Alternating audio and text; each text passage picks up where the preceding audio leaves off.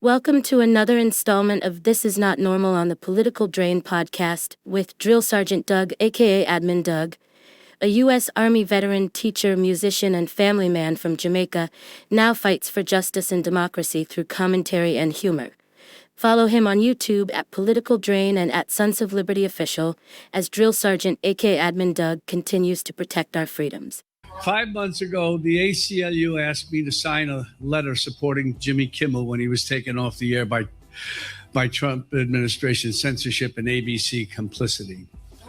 The letter began, "We, the people, must never accept government threats to our freedom of speech." So buckle the fuck up.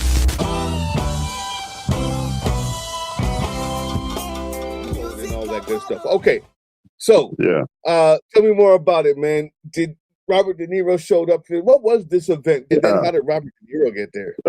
Well, they invited all sorts of great guest speakers. There were senators in the room, reps in the room that had skipped out on the State of the Union. Minneapolis Mayor Jacob Frey was there. Robert De Niro was there in person. What was that like? What did he say? Well, I mean, we just know that he's been a firebrand ever since the Orange Maniac. The Tangerine Tornado has blown across this country and wrecked the social homes of everyone on the prairie land. Did he have to say anything different? What was it like? Did it inspire you? What I took from his 5-minute speech was the actions needed. That all this, the talk and, the protesting in the parks, we need more. You can't just stand there with signs and expect this thing to get better. We need to throw some sand into the gears. That's me paraphrasing what he said, but well, I think we can take a quick look.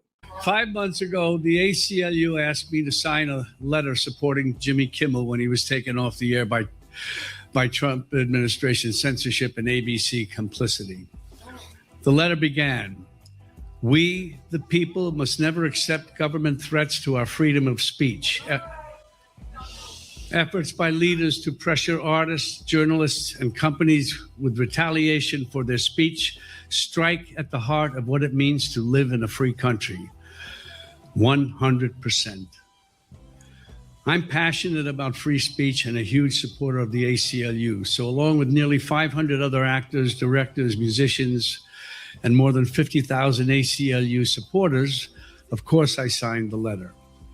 The letter also included a statement about how our First Amendment rights transcend politics, other beliefs.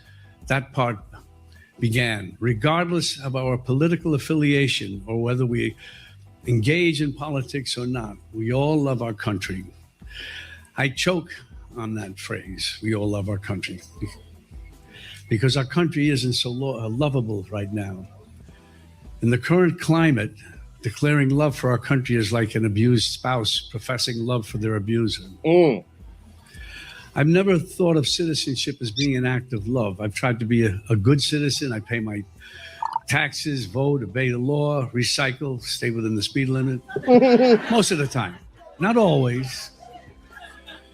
In return, I'm grateful for the opportunities and freedoms my family, my fellow citizens, my immigrant ancestors have enjoyed.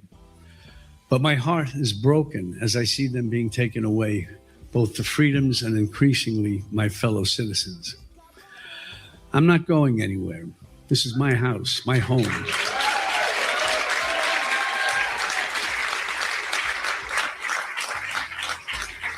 But I have to tell you, I'm not too crazy about living in this dysfunctional relationship. Our country, as President Lincoln reminded us, is meant to be a government of the people, by the people, and for the people. The people. Tragically, we're now in a country of, by, and for a handful of dishonest, greedy, and cruel authoritarians. So, love our country? Let me ask you. Can you love a country where our neighbors are shot down in the streets by masked government thugs? No. Can you love a country that denies health care for tens of millions of our fellow citizens? No. Can you love a country that ends contributions to sick and starving people around the world, causing hundreds of thousands of preventable deaths, many of them innocent children? No. Can you love a country that trashes our economy to give tax breaks to its billionaire cronies? Can you love a country that denies science and sacrifices the climate, the very air our children breathe? Can you love a country that pardons violent criminals and protects pedophiles? I could go on and on and on and on. The bottom line is that I feel betrayed by my country. It doesn't have to be perfect, but it does need to return to the values that gave us our strength and humanity.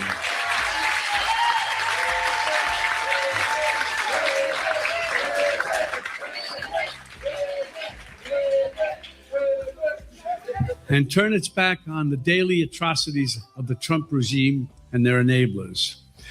Despite the theme tonight, I didn't come here to talk about the State of the Union. That's too depressing. And right now, I'm more concerned about what the State of the Union will be in November.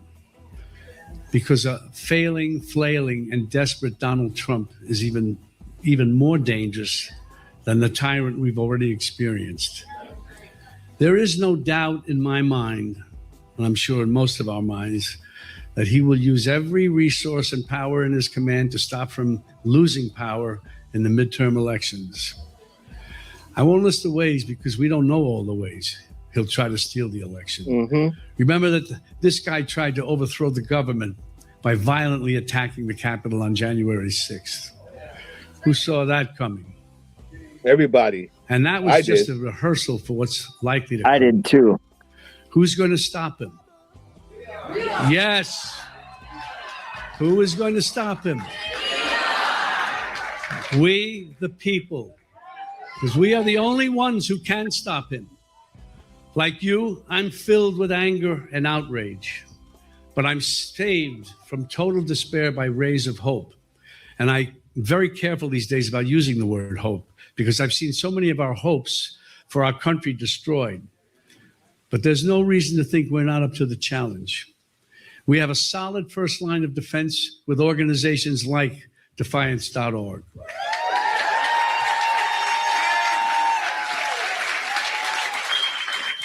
We have judges whose courtrooms have been corrupted, haven't been corrupted. And then most importantly, there's us, the people. We saw what can be accomplished in the example of the courageous people of Minneapolis. In the face of deadly attacks by Trump's private army, they stood up to threats and violence and literally ran their asses out of town. Mayor Fry, congratulations to you and your people. Inspiring.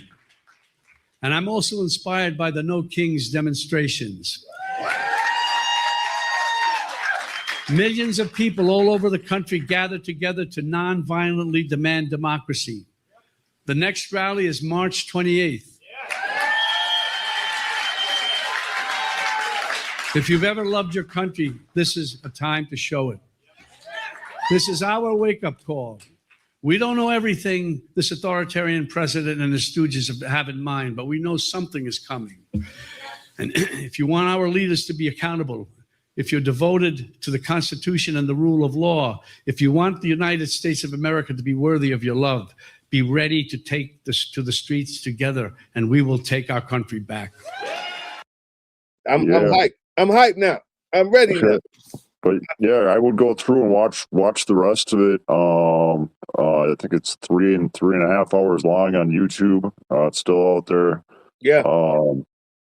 Yeah, I'd like to transcribe all the speakers because every speaker really hit it out of the park. So.